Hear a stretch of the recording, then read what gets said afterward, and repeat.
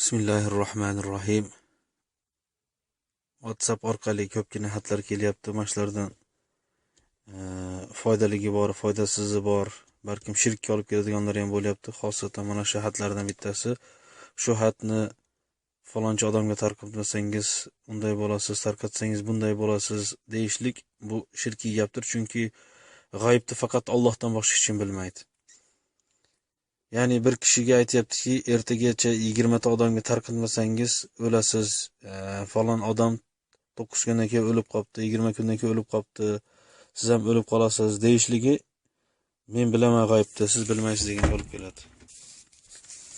Shuning uchun birodarlar mana shunaqa xatlarga e'tibor beraylik, boshqa birodarlarga ham qaytaraylik iloji boricha. Bu shirkka olib keladigan narsalardir. G'aybni Allohdan boshqa hech kim bilmasligini hamma musulmon biladi, lekin g'ofil qolib qolyapti.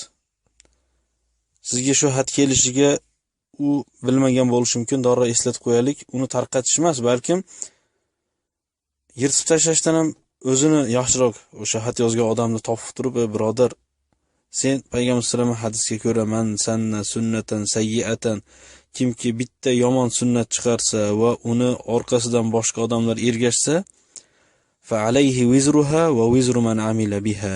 O'sha odamga shuncha gunoh bo'ladi va qolgan odamlarning gunohi ham o'shunga barobar deb shu hadisni eslatib qo'yaylik.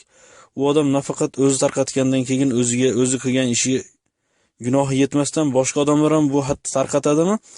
Shuni gunohi unga borib turaveradi.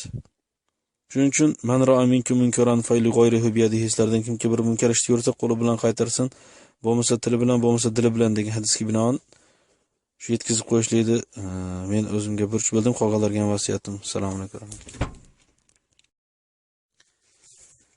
Bismillahirrohmanirrohim.